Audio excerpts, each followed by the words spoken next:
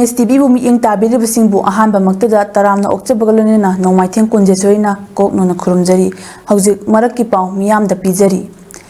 चटलिबा था असिगी हौखिबा तांग 13 मथंग था अक्टोबर तांग 2 फाउबा चथगदबा आयुष्मान बाबा कैंपेन की मनुंग चन्ना सेवा पखवादा रक्तदान महादान voluntary blood donation camp ngasi state blood cell SHS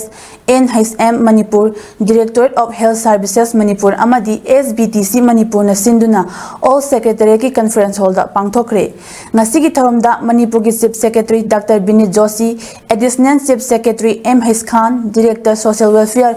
NG Uttam director planning अमदी मरी लेनबा ब्यूरोक्रेट ऑफिशियल सिंगसु सर याकी थरमदुदा वांगांगदुना chief secretary doctor Vineet Joshi ना पाउमिसिंगदा फोंदोखिबदा था सिगी 13 हौखिबा सेवा पखवादागी सरुक अमा ओइना ngasi कैंप असी सिनबनी असिगुंबा ब्लड डोनेशन कैंप असिदा ई दान तौनिंगबा वॉलंटियर सिंगबुसु कौदुना सरुक याहली मसिगी Tungi काननबगिदमक्तनी अमदी हरौक्लिबा नहासिंगदा ईदान तौबगी मतांगदा awareness पीबगा लोइनना society असिदा contribution Khardah ओइरबसु पीबा ngamnabani बसुदैबा कुटुंबकम हाइबा संस्कृत की फ्रेस पृथ्वी से इमुंग अमगुमनी हाइबा वाखलोंदा ngasi अखोय मफमसिदा पुनबनी हाइनसु चीफ सेक्रेटरी डॉक्टर बिनीत जोशीना मखा ताखी Today we have called all the volunteers who would like to donate their blood for the greater cause of humanity, and this is in line with the call given by the Honorable Prime Minister to generate awareness in the young population about blood donation, so that everybody is able to contribute towards the society, the cause of Vasudhaiva Kutumbakam, that the entire globe is our world. It is in that direction that all of us have gathered here today, and along with the entire country, the state of Manipur is also participating in this. ngasi Fairjol district ki Tipaimuk amadi Sipui Kaun village Fairjol district administration amasung village authorities singna punduna swasthya hi seva thoram garbage free India haiba thimda pangthokre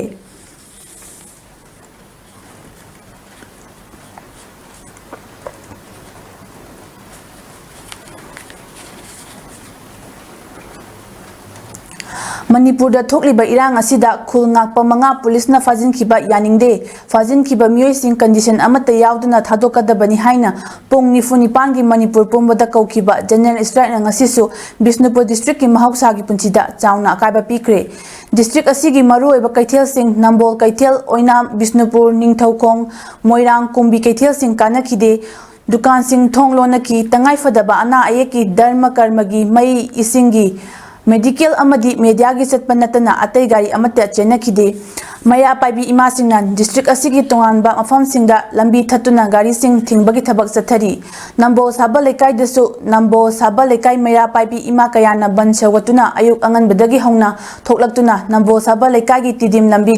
थिंगबगी थबक चथरी अमरोमदा Bishnupur कैथेल निंगथौको कैथेल Moirang कैथेल अमदी Kunbi कैथेल की तिदिम लंबी सिंगदसु इमा इबेल सिंगना थोकतुना बन सौगतलदुना लंबी थिंखी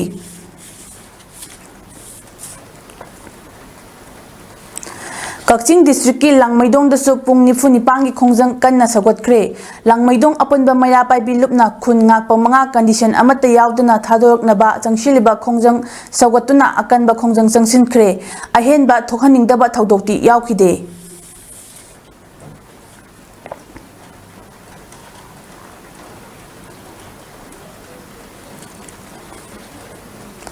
हौजिक मणिपुर की थोकलिबा लान असिदा खुल ngakpa नहा मंगाबु Manipur police ना फाजिन खिबा थवोंग यानिंगदबा अमदी फाजिन खिबा मियोय सिंग condition यावदुना थादोकदबनी हाइदुना पुंग निफु निपान की मणिपुर पुंबा कौखिबा जनरल स्ट्राइक की ममी जिरीबाम डिस्ट्रिक्ट असिदसु चाउंगा ताखी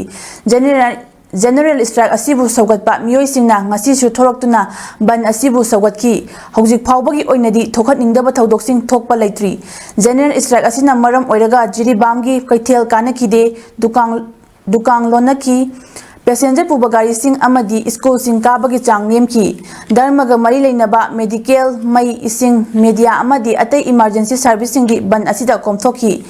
जनरल स्ट्राइक सौगतपा जिरी प्रजा अमना फोंदोरकपदा मणिपुर पुंबा पुंग निफु निपान की जनरल स्ट्राइक असी जिरीबाम डिस्ट्रिक्ट असिदसु सौगतुना अखोइना ngarangdagi हौदुना ꯁꯥꯟꯇꯤ ꯑꯣꯏꯅ ꯏꯁꯇ꯭ꯔꯥꯏꯛ ꯑꯁꯤ ꯆꯪꯁꯤꯜꯂꯤ ꯃꯔꯤ ꯂꯩꯅꯕ ꯑꯣꯊꯣꯔꯤꯇꯤꯁꯤꯡꯅ ꯈꯨꯟ ꯉꯥꯛꯄ ꯚꯣꯂꯨꯟꯇꯤꯌꯔ 5 ꯑꯗꯨ ꯀꯟꯗꯤꯁꯟ ꯌꯥꯎꯗꯅ ꯑꯊꯨꯕꯗ ꯊꯥꯗꯣꯛꯄꯤꯔꯛꯎ ꯍꯥꯏꯅꯁꯨ ꯐꯣꯡꯗꯣꯛꯈꯤ ꯑꯩꯈꯣꯏꯒꯤ 48 hours की तौरीबा ngasi जिरीबामदा तौजरीबा कोई बंसिदा असोय अंगाम यावदना हुजिबुदी याम फजना फीसता कोई तौजरी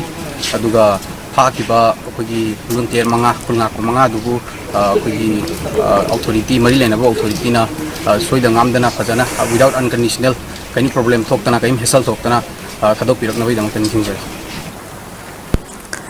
ngarang nungthil pung 2 rom tabada kakching police station gi manung channa leiba sora maning lekai da thokiba thodok adu miyamna arambai tengol na sen demand tawba lakpada nongmai kap thorakpada misi mina thokre haina manipuri mafam kaya da sandokna khiba wafam adu aranba pauni arambai tengol na sora khunda ngasi phawbada sel gi demand tawrakhiba amasung makhal amatagi thabak thoromsing amata chatharakhiba mamangda su leite haujik su leite haina palen jila parishad oiriba md nazimudina पाउमिसिंगदा फोंदोरकली ngarang sora maning lekai da pangthokpa paumisinga unaba amada najimuddinna makha taraduna hai sora maning lekai da drug yoli yonde haibagi wahauda laibak thiba thodong macha amakhak thokibani ngasigi thokhiba thodo aduda arambai tengolga karigumba hiram amatada mari leinade wakhal tana haudaba kharadagi laibak thiba thodo amakhak thokibani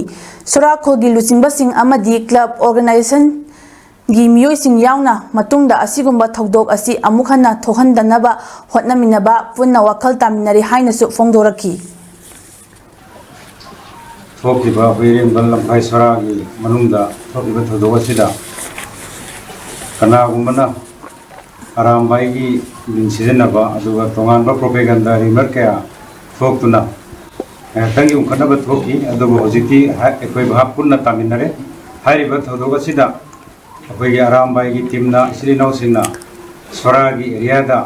करिगुंबा मखल अमतगी cell की demand तौबा नत्रगना करिगुंबा अमगी N अपन पीखिबसी ममांगदसु यावखिदि होजिसु यावखिदि मसिदा अखोगी इरमदा मसदा लेरिबा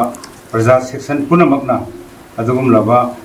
हाइबा अखोगी cell खाइबा लाकपनि नत्रगना अदु तौबा लाकपनि हाइबसी मदु totally अरानबनि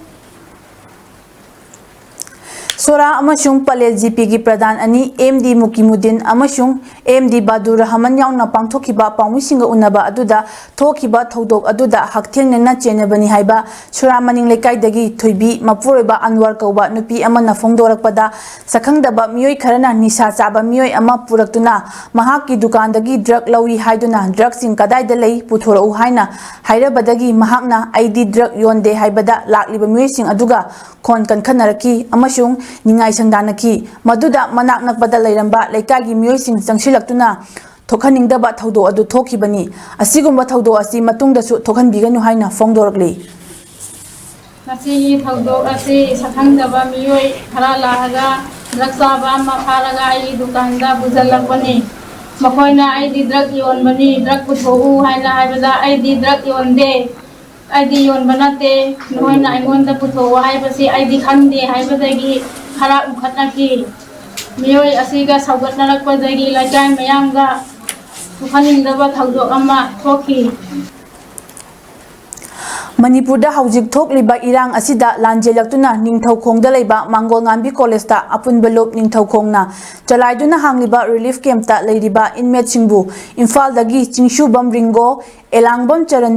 Charanjit Koijam Vikas amadi Thongam Robinson kauba miyoi mari laktuna relief camp asida leiba inmate sing lemna sam kakpikre apunba lop ningthaukhonggi relief camp in charge Kangabam Tombana fongdorakibada apunba lop ningthaukhongna chalairiba relief camp asida leiriba inmate singbu se laudana sam kakpiramba Imphal dagi miyoi mari Chingsubam Ringo Elangbam Charanjit Koijam Vikas amadi Thongam Robinson na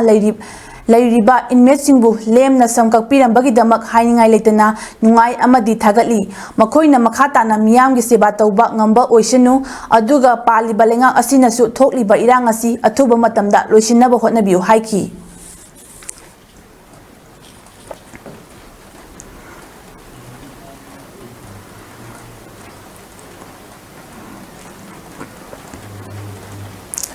Congress party की हानगी president Sonia Gandhi ने ngasi Lok Sabha da Women Reservation Bill gi matang da khanabada bill asi OBC gi quota thamduna khudakta gi chatna hangadabani haina fongdokladuna mahaki party na bill asi bu sawgali haikhre leikhidraba mahaki mapuroiba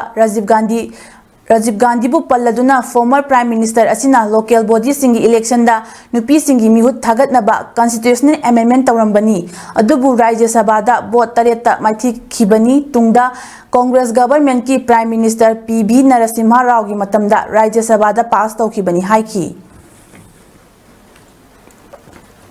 ngasigidi marak ki pau pizaba mata aselo sinjari miting tabidi bisingbu amuka na khurumjari